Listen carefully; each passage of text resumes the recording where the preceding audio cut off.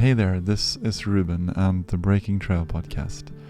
Not so long ago, a common friend of me and Balakhilya's here in Tromsø had a relative on his way of leaving this world, which he eventually did. And so I recorded this podcast as a way to try to give guidance to her and to everyone else who is in a similar situation of having a loved one leave this world, and being confronted with the question what to say to such a person, how to guide them and how to help them.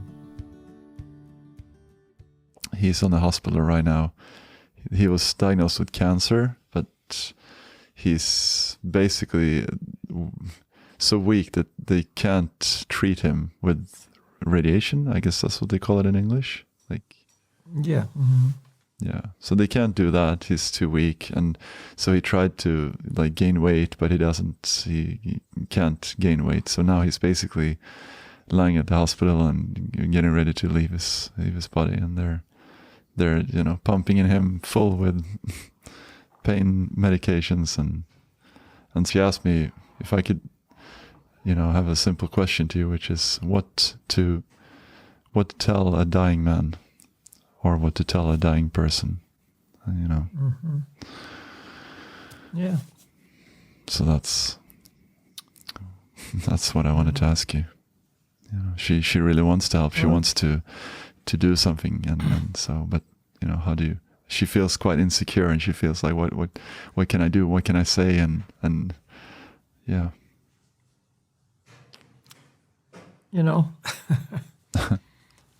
Tell them the truth. There is nothing you can tell somebody better than the truth. Now, how you phrase that, how you approach it, how you deliver it, that's an individual on both sides. The deliverer is going to individually do it their way, and the receiver is going to receive it their way.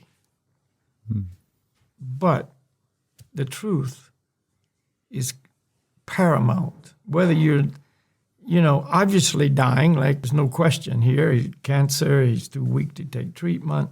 Yeah. He's just laying in bed waiting to die. Whether you're in that situation or whether you're 20 years old and healthy and feeling king of the mountain, it's still the message that everyone needs to receive. And that's the problem with our systems today. And I say systems because all levels of the systems that we're influenced by don't tell us the truth. No. They tell us the opposite. And so therefore, when we ultimately come to this point of her uncle, we don't know what to do. And we haven't been educated. We haven't even allowed ourselves to think about this time. That's the subject that is avoided, not talked about and studied and embraced and, seen as the most important, crucial moment of life. Yeah. It's the one that you deny completely will ever happen to you. Until the very end. You just deny. Until the very end. And then it's like panic, Yeah. Then it's too late. When we go on a trip, say we're going to go somewhere for, let's say, an extended vacation or whatever the situation is. Mm-hmm. Number one, we make a plan. We think about it. What's it going to be like? What are we going to need? We start preparing long ahead. We collect money, save money. We think, okay, I'm going to need certain items, maybe certain shoes or clothes or whatever. Mm-hmm. And we have to ultimately buy that ticket, right? And we got to make that date when I'm going to leave. Well, in other words, big preparation, huge, And so when the time comes for me to take that journey, I'm prepared as much as I can be. But I've actually addressed it. It's not like, I just denied it. I'm not going to go, And then 5 minutes before the flight, you got to be on that plane. We don't do that. Yeah. You see? But when it comes to death, which is obvious, everybody's going to have to die. We're all going to take a journey because we're all spirit souls. We're not our material bodies. We're eternal. The body's temporary. So when we leave the body, we don't die. There's no such thing as death for the soul. Bhagavad Gita, a very famous verse, for the soul there's neither birth nor death. Chapter 2, text number 20. So it's inevitable. We've been told that by the materialist. See, the materialists have failed in finding a solution. And the greatest scientists, and researchers, yeah, who have received billions of dollars in grants over the years have failed. So the materialists tell us, yeah, you're going to die. The spiritualists tell us you're going to die because it's an absolute fact, not dependent on research or not trying to stop it, just trying to prepare for it. But we don't do that, see, because we're too attached to this world. We're too attached to this body. We think we are the body. We think when we die, we're going to have to leave, all this behind, or we're going to cease to exist, one or the other. Well, that's what I was going to say. Couldn't that be a reason that we just think that it'll all end? You can finish what you said. I'm just, because... Well, that's what a lot of people do. They have this absolutely absurd philosophy based on ignorance that, one life, live it to the fullest, and then it's over. And you don't when need it's to, over, it's over, and that's it. And you don't need to prepare then, because that was it. That's the life you had. And all you do is prepare for the time you're here before death. Yeah. You prepare in every way you can to enjoy every way you can, cram as much enjoyment into your life as possible before it's over. Yeah. Eat as much ice cream as you can until it runs out. What I mean? It's kind of that philosophy, and a lot of people have that. Yeah. But of course, that's not true. So back to the idea, truth is the most important thing and the most lacking thing in people's lives. So when a person is at this moment, it's too late to beat around the bush. It's too late to pussyfoot around and just try to ease it in some disguised way, and so they don't know what's happening or whatever. It's now time to say, okay, mate, this is it. Here is the truth, and just tell him straight. The worst thing that could happen is he just tells you, don't tell me that. Shut up, get out of here, leave me alone, which is going to happen anyway if she doesn't say that. It's going to be the same result. Yeah, He's not going to have any information. Exactly. So whether it's just you voluntarily don't tell him, and by default he doesn't know, or she tells him straight, and he says, please, I don't want to know this, or curses at her, whatever, and it's still the same thing. He dies ignorant. Yeah. So, that's reality. That's what she should do, And there will be a time, and I don't know how close that time will be, even if he makes the choice to not hear it now, there's going to be a time, and it sounds like soon, when he's going to go into another level of consciousness. And it happens to every single person that's dying, especially when they're dying gradually like this, not when they're smashed by a car accident, but when he's going to actually go into another dimension of consciousness. And the receptivity, if he's still aware, will be much different than if he's not receptive now. Very, very rare does somebody come defiant at the absolute end. Or I'll just say, remain defiant. at the absolute end. So that's one point. Another point, he may go into what would seem externally an unconscious condition, where he's kind of just not able to refuse anything, to hear anything. Then you can speak. And in a lot of cases, they will still hear and they will still be able to understand. And the receptivity in that condition exactly.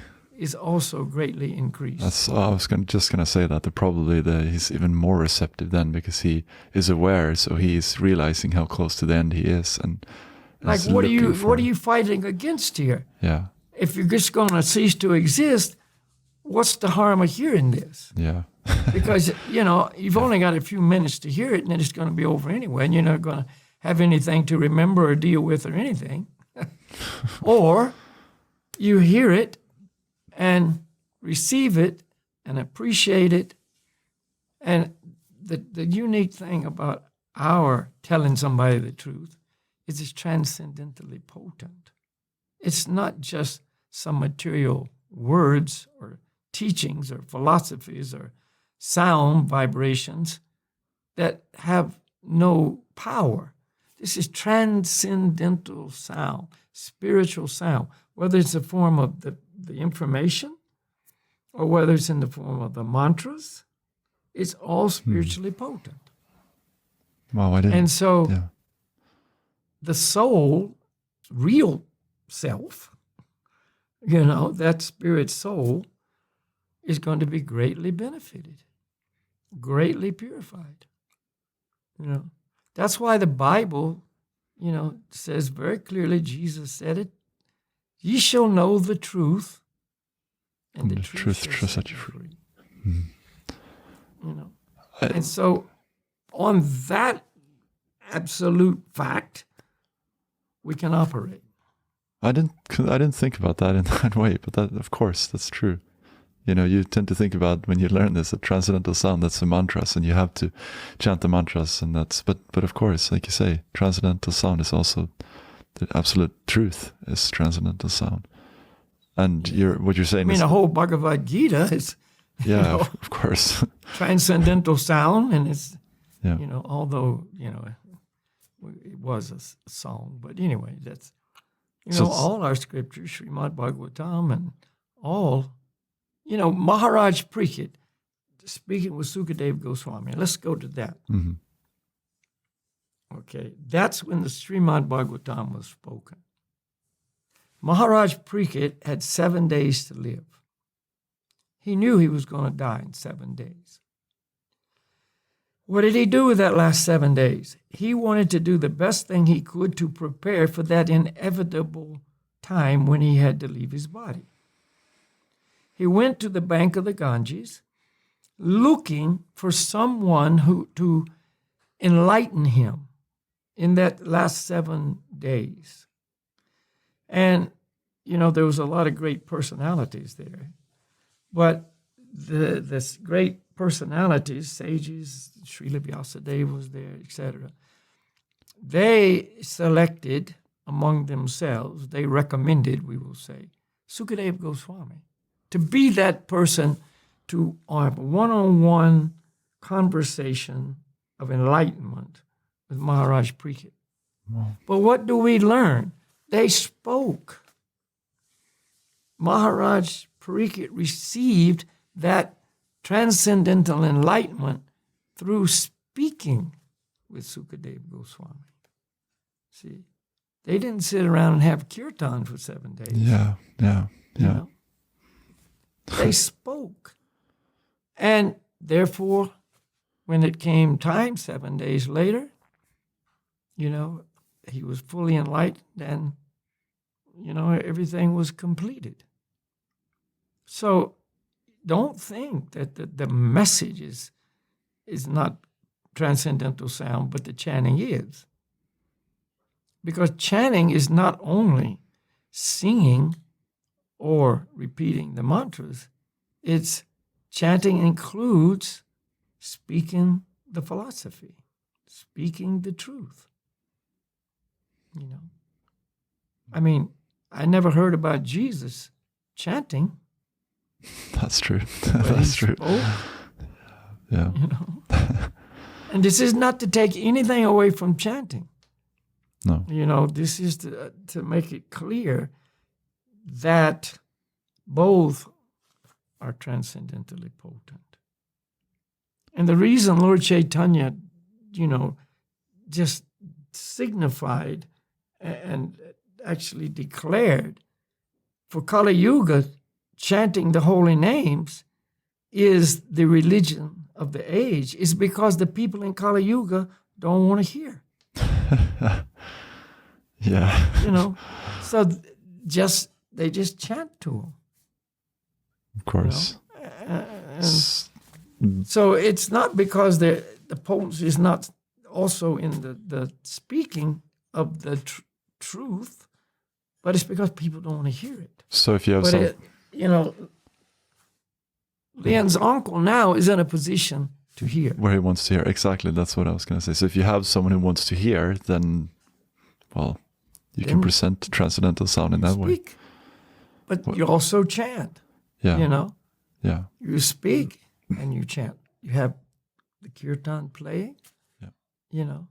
But you might need to explain to them. I would like now for you to agree to let me play this music, these mantras, this transcendental sound, you know, to actually, you know, comfort you, to you know, help you, the spirit soul, you know, receive the mercy and the grace of the Lord.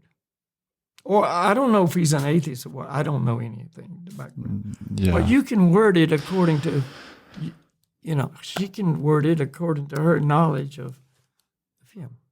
Well, there's a lot of things I like to ask, but just first, I'm very curious. What did Sukadeva Goswami begin by saying when he was asked to talk to this dying man? What is it? What did Sukadeva Goswami what? What did he start by saying when he was now in this position, going to speak to Maharaj Om Parikshit? Namo Bhagavate Vasudevaya. Which means, You know, I offer my obeisances to the Supreme Lord. Bhagavate Vasudevaya, Srila Vasudeva. You know, meaning Vasudeva, the Supreme Lord, and also Vyasadeva, the literary incarnation of the Lord who, you know, wrote all the Vedas down. He started by offering his obeisances to the Lord and put himself in the position of a medium to transfer this absolute truth to Maharaj Parikshit. And Janmari Ashayata, you know, now's the time to learn the absolute truth. Now is the time. And then he just went on like that, you know, began to reveal more and more and more. You know. So, you know, maybe there was a lot of things that he didn't need to say to Maharaj Parikshit because that was, you know, 5,000 years ago when, you know, the society was very different and it was common Vedic, you know, understanding in the society that you're not the body. Why did Maharaj Parikshit want to go find an enlightened soul to speak to him if he thought he was the body and it was going to be over, you know, in 7 days? yeah, I see. He knew it's not going to be over. Right. It's time for me, the spirit soul, to get prepared for the journey to my next life. Right. But in today's time, we have to go back and start, you're not the body. See, you are spirit soul. You know, this body's a temporary shell and its time has run out.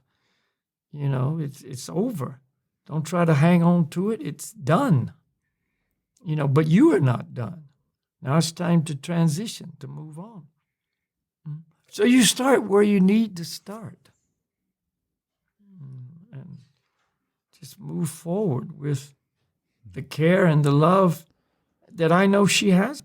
That relationship is going to be an avenue or access to him that somebody else might not have.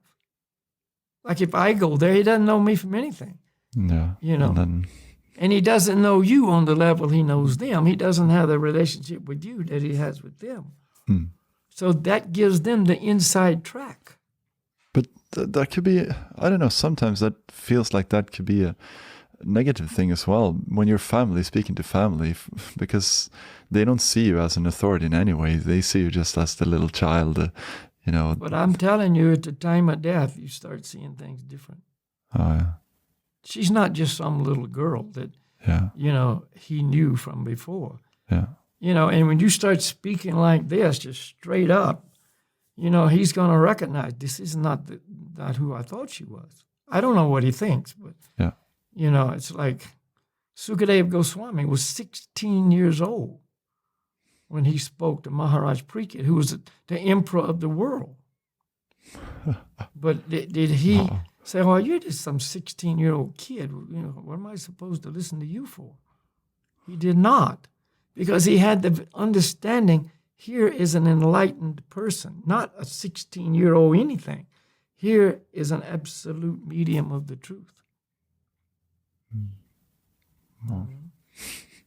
You know, if you're hanging off a cliff and you're ready to die, and a 16-year-old kid or your little niece or whoever comes up and saves your life, you're going to say, no, you don't know anything. You can't. Don't save my life. You know, bring in somebody that's an adult. You're just in my family, man. You can't help me. No. You know. No, I see. You're not. You're going to say, please help me. Yeah. I don't care who you are. I just help. I don't care who you are. What, you know? Thank you, my little niece. Yeah. But if she's, we can't be afraid in this way. What are we afraid of? Rejection?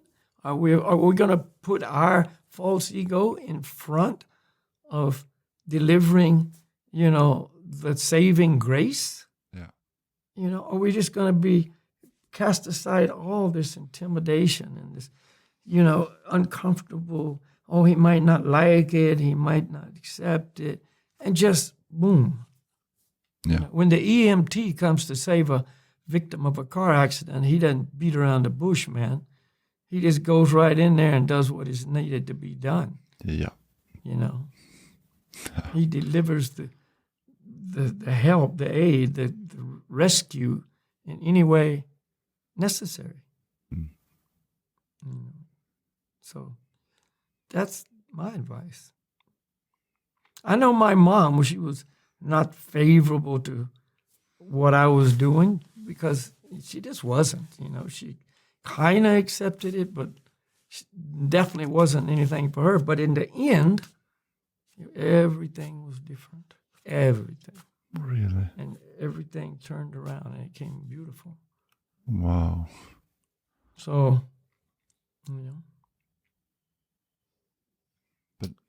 So deliver the goods.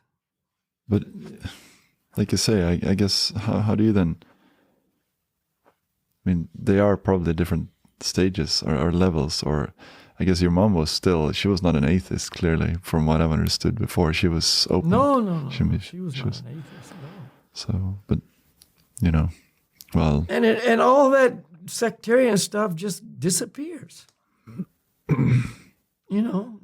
The Christian or whatever, they still believe in God. Mm-hmm. I mean, to whatever degree they do.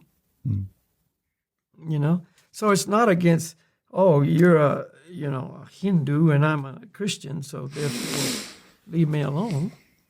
All that stuff falls away at that time.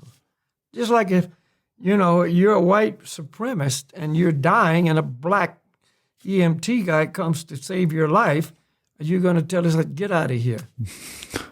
I'm a racist. You're not. All that, division just disappears. See, in the really enlightened stage, it never appears anyway. You're not seeing a black person. There's no such thing as an enlightened white supremacist. No such thing. See? Yeah. But, anyway, the point is all these little divisions of race and sex and age and family relations and, what do you know, and blah, blah, blah, that just disappears in the crux. So what's the crux? Is the most important thing to tell them that they're not their body, or what's the that's where you stages start. do you, that's just that's the start. Yeah. And you just you're not body. You got to introduce the truth of God. Whether you believe it or don't believe it, you tell this person there is the supreme person, who loves you, you're his child, whatever. But, she's got the relationship. She has the knowledge. She has to be the one who administers it as she sees fit. I'm not telling her what to say. I'm just telling her the approach that she should take. Mm-hmm. I love you. I want to help you. I've spent the last, whatever her number of years is, not only studying, but practicing and learning and receiving, knowledge and inspiration in this subject. And I want to share it with you. Whatever. I guess there's an insecurity there that, maybe it's not good enough, and maybe he won't understand, and maybe, maybe I'll explain it in the wrong way, or I'm not good enough to explain this. That's false ego stuff. If she goes in there as an instrument of the Lord, who's going to speak here? Her or the Lord? The Lord's in her heart. The Lord's in his heart. She's got the knowledge in her brain. All she's got to do is just let it go out. Just let the Lord use her properly. With full faith that it's not me. So all this insecurity, I might say the wrong thing. If she's trying to be the speaker, then that's a concern. But she's not the speaker. You think Sukadev Goswami was the speaker or the medium? Yeah. I get your point. So, if she goes in there, I've got to speak, then it's not right. It's the proper way is I'm going in there and let the Lord use me, to help his child. And that's correct. And I guess at some point you have to just know that you doing your best is good enough. Like this reminds me about once, I think I've told you the story when I was out in the point of the most remote point in the whole Sweden, the furthest point away from any road or anything. We're out on a ski expedition and I was guiding, and this lady fell. She hit her arm, and we eventually kind of found out that she had broken her elbow somehow. And in the middle of nowhere, I'm trying to help her. I'm trying to apply the knowledge that I have and doing, following the system that I have, and just in the same way, just sharing that. But then, we eventually made it out after many days. So it's another story, long story. But afterwards, I was really, I don't know, just stuck with this feeling that I had to speak to someone. I spoke a lot to the one who had taught me this wilderness first aid, and tried to just, because I could see everything that I had done wrong and everything that I should have done better. And I was like, what if I'd done that? And, could it have been better? The result could have been better. And I was just, it was a much bigger thing than I thought to, afterwards, to kind of deal with it. And I'm just thinking about this in the same way. Maybe, this remorse. Yeah, I guess what I'm asking is, what you if you do it in the way that you say, then you wouldn't have that feeling in this case, because you're not the one who do it. It's doing it. Yeah. I have never given a lecture where I didn't think afterwards, that, oh, I could have said that, or I forgot to say that, or maybe I shouldn't have said that, But I don't even think like that. I did it. It came out as it did. And yeah. You've never given a lecture where you haven't thought that, or where you have thought that? I could. I have, but I might think it, and I go, Yeah. on, it's just done. And it came out. Maybe it was perfect that I didn't say that. It wasn't my arrangement. Maybe I didn't forget it. It was forgotten on purpose. Yeah. Or, maybe what I said was actually, the thing that I should have said. Yeah. You know what I mean? You can drive yourself crazy. This is the point. Yeah. If you just start, you can drive yourself crazy. Why did I say that? Why did I say that? Yeah. Blah, blah, blah, blah. Or you just go, let it come out. It comes out. I mean, you don't do stupid things. If you're a fanatic, there's nothing going to come out good. But she's not fanatic, and you don't go in there with, some false ego. I'm going to enlighten you, blah, blah, blah, just blah. No, you go in there with care and love and concern, and it's going to come out very good, perfect. The result, we're talking about the result. Yeah. Yeah. Because people feel the sincerity, they feel the care, they feel the love, they feel your real desire to help them. And that's what they receive. And you can't fake that. That's just a real feeling that's going to be there. And I guess the more you chant and the more you are connected to Krishna and the Supreme Lord, that you will just, that compassion will naturally be there. Let's put it like that. It will just naturally be there for everyone. Yeah. Yeah, for sure.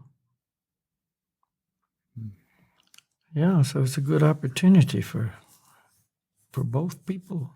How about his? I mean, yeah. I guess you were going to answer the same thing, but how about his his relatives, and they might also hear it, or they might be there, or they might feel they don't want you to do this or tell them that, or I don't know. I guess it's the same answer. You got to find a way and just. Yeah, you try to arrange it so. Yeah. You can have some personal time. Yeah. And quite likely the relatives might respect that. I don't know. She's got to deal with that. Mm-hmm. Or maybe there's some relatives that would be receptive or appreciative and others not. So you, again, try to, adjust it according to that. How about, is it important to try to focus on to tell them the importance of forgiving and of any anger, of anything they're holding on, any grudges? And yeah, for sure. Yeah, if he's got something like that, tell him now that you don't have much time here. Let's and she could, just tell him some general ideas about forgiveness. All that should be part of the program, so to speak. Yeah, exactly. That's what I wanted to, just know what things should be part of the program here, or the steps.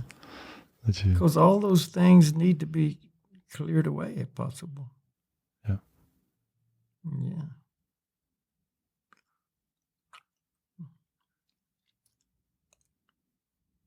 So telling him what were we going to say? No, that's so put aside all hesitation, false ego, whatever that's, kind of blocking her. And just You compared, you started by saying that it's, I mean, really, we shouldn't make such a big difference because everyone is dying all the time. It just, we don't have a death sentence as of yet. Like the doctors haven't told me, you've got this many years to live. But in this case, they have, he knows that he's soon going to have to leave. But in our ordinary meditation classes, we would of course teach people meditation and japa and Goranga breathing. But is that an important part to try to do? I guess one could do that if he's open to it and if he's able to do it. Yeah. Or I guess. Again, we don't start off, you're going to die. There's an interesting point that just reminded me of something. Mm-hmm. There was a guy in California, this was in the 80s, and he had a diet plan. I can't even remember, McFadden, maybe. Anyway, he had a diet plan, and his diet plan was you don't eat any oil. His target was oil. You don't eat oil, but you don't eat anything that contains oil, like nuts or whatever that might have oil in it. Okay. You don't eat that. That's eliminated from the diet. And he had a son. What was his name? Pritikin. Oh, the Pritikin. Pritikin was his name. Pritikin. And he had a son, and a friend of mine knew his son. His son was a surfer, and he met him in Bali or something. So one day, his son I was in California with this friend of mine, and his son was in California too. The whole program was in California. Mm-hmm. So we went out to dinner together with the son's girlfriend, and then my friend and me. And he ordered lobster. And we thought he was a vegetarian because it was, just kind of like we kind of thought that. And he said, no, a lobster is fine because it has no oil in it. Okay, so, But anyway, this guy, Robert Pritikin was his name. He traveled all over, not only America, but in Europe a lot, and went into the corporations and big business meetings and stuff. And he was delivering the message of his program to make it so people could live longer. Mm-hmm. And he was well received. He got invited a lot. And he started his lecture, every one of you are going to die. And then he would connect it all because of the way you're eating this and da. So you need to stop this and stuff. But that was his opening statement. Every one of you are going to die. And so, but we don't do that because people run away, And his was simple. So you change your diet. I mean, it's easy for somebody to hear, okay, because you're eating too much fat, you got to quit eating all this fatty meat and food and so on. But lobster's okay. No. But, I mean, that's a material change that they might consider, Yeah. But when you're talking about you're going to die, like really die, then, people get shocked. And you can't do anything about it. It's not going to help if you eat all the lobsters you Your want. Your diet's not going to help you, whatever. So, but anyway, we have a way we deliver the message. There's no need to change that. But along the way, if you're speaking, you can add that in. Again, it's an individual thing. Mm-hmm. If you feel it's a good time to add that, and, often I bring it up, it's very relevant. The purpose of the human form of life is to prepare for death. Yeah. And you are going to die. So, it's truth that is withheld. Just like in the I don't know what our time is. But in America, I sent you that video, didn't I, about music in old age homes? Yeah. Yeah. If you remember in that documentary, toward the end, it was saying in America, they try to hide the old people. All these old age homes are places where you just take those people who are over the hill, so to speak, and hide them in there because it's disturbing for people to see old age. They don't like to be reminded that that's their future. Whereas in a lot of countries in the culture, the old people were not hidden away. They were kept active in society to the degree they could be active. And they were seen as an important part of that culture. Yeah. And that they had something to offer. They were seen as people who had more wisdom because of the years they'd spent. Yeah. Not necessarily true, but, and so they still had a position. They still were needed. They still had people respecting them and looking up to them. And it made it so their end days or months or whatever in time of their life was much different. Yeah. Whereas in modern societies, not only America leads the way in all this kind of stuff, is you just disappear. You just grab these old people, stick them away somewhere, and don't let anybody see what it's really like to get old. So they've lost their position. The family doesn't want them. Nobody wants them. They just discard them. And, so what have they got to look forward to? And it's really not the way the culture should be. Yeah. And that's going to happen to me. When I get old, I'm going to be discarded and put away in some home and hidden away. We were playing the other day for old people at a nursing home. Just my friend Mats here, he just decided that he really wanted to play mantras for the old people, and so he told me, Ruben, we got to do this today. We got to do this now. I had this feeling we got to do it. So we called a nursing home and we gathered 60 people in one day and played for them. So it was very nice, very nice. But I don't know, the point that I was going to get to was, one lady was very, very appreciative, and several people were very appreciative, but just the way that, I know this is off the topic, but the way that some of the people that were working with these old people treated them is like they're not.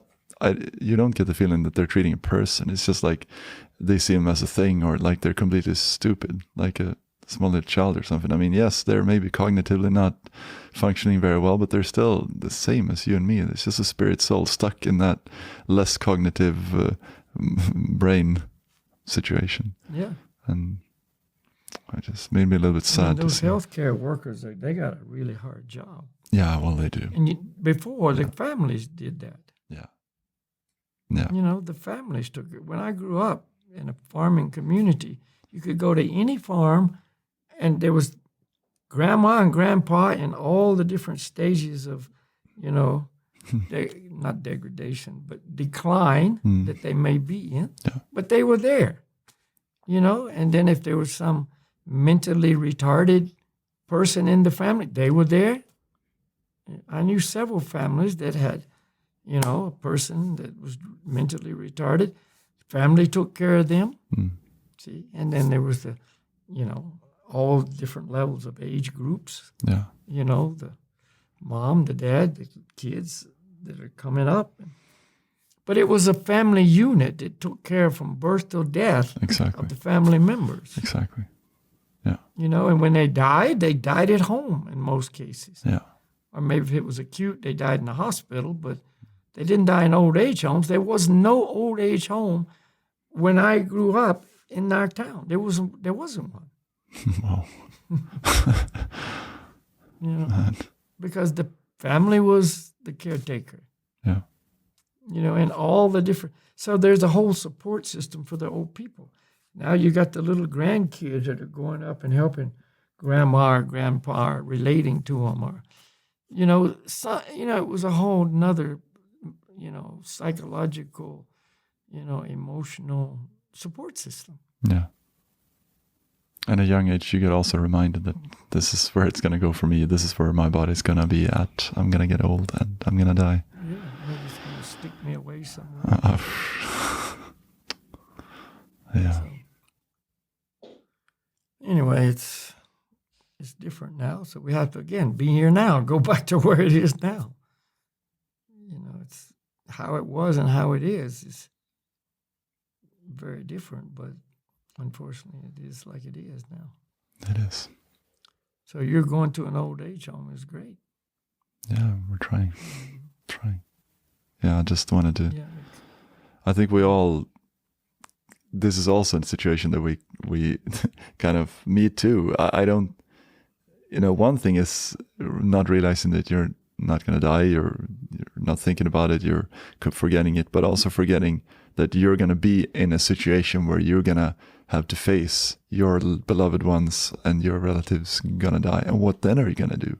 Which could cause you to also ask yourself, you know, how to prepare. How do I prepare? What's going to happen when someone dies? How can I help them? Which, if it's not enough motivation for you to think, you know, what I'm going to do when I leave, then let it be a motivating factor to think, how about all the people that I care about and love and I want to help? How do I support and help them when they're going to leave? Because they will. Right. Actually, my statement, there was no old age home in our town, was I just remembered there was one very small facility. I mean, it was compared to what they are now, they're big, giant things. There was one, yeah. But it was only a few people there, and I don't know the details. Yeah. But, yeah. Yeah. So, yeah, I hope all will go well with the departure. Her mom and dad and all of us, all of us collectively. You know, the collective. You know, we're all part of a collective, really. And, so we can. But without information and knowledge and understanding, how can we know what to do? With life, with helping others, with anything. If we don't know, we don't know. And that's what we're trying to kind of pass along, you know, is some information to help people know what to do with their life, with how to help other people's lives and so on. Did we show on here Nothing to Fear? Did we show that? I can't even remember. Show here? You mean show on the podcast? On the podcast, we didn't, did we? No, we didn't. We could. We should. Wow. What do you think about it? Yeah, of course. But I just don't know how we can talk about it, how to do that, you know. Yeah. Yeah, you and Slava can figure it out. See if there's some way to do it. Yeah. And because it's wonderful. Well, we could maybe show it and then talk about it. Yeah. Even if we show them one time and talk about it the next time. Yeah, whatever. Yeah. But that's just a very visual opportunity for people to have. Of a friend of yours leaving this world and... Yeah, leaving the body. How? In the proper way, in the way it, you know, it should be. Yeah. And that's an extreme case that he had, you know. So yeah. Okay, Ruben, time's up. Mm-hmm. Yeah, it goes fast. But anyone listening, you look forward to that, really. So that's going to be the next. Maybe, if we find some way to do it. And yeah. I'm sure we can do it. You know, that's like something that can't be done. Yeah, let's chant. Okay, yes. Now we've done the talking. Let's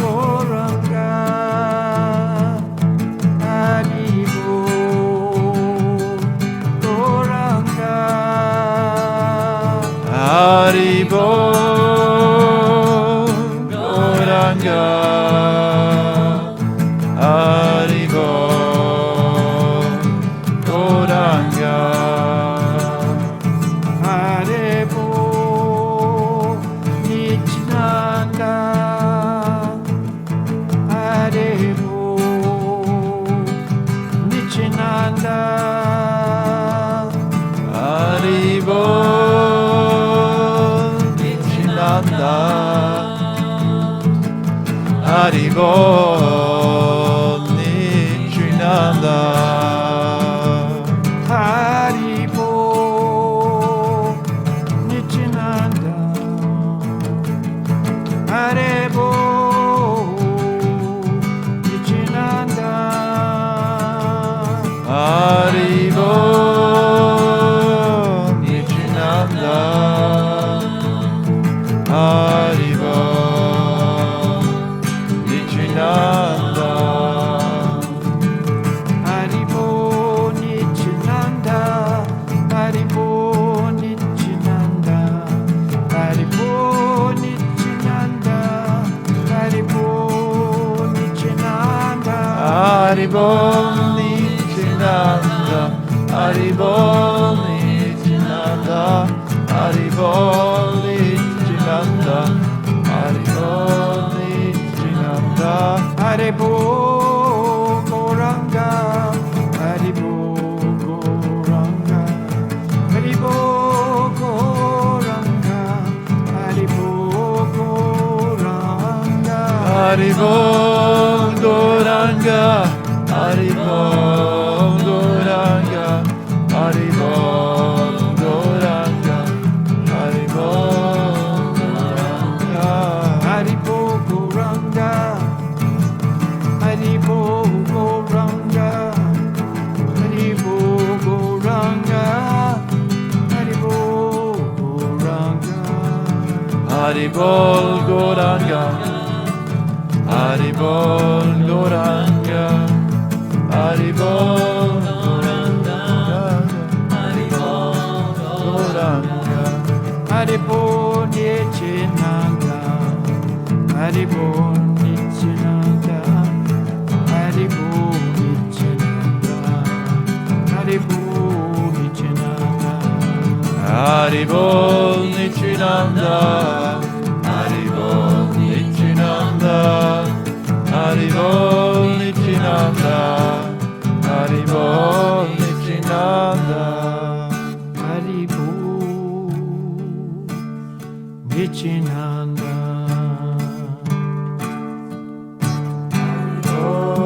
Haribol Nityananda.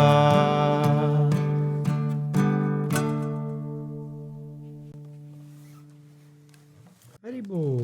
Hari Hari Bol. All right.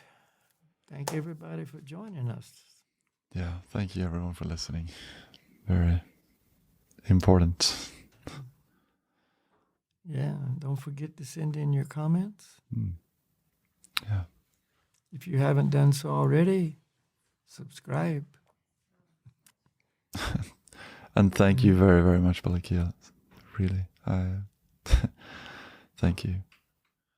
Yeah. All right, so we'll see everybody next time. Yeah. We will.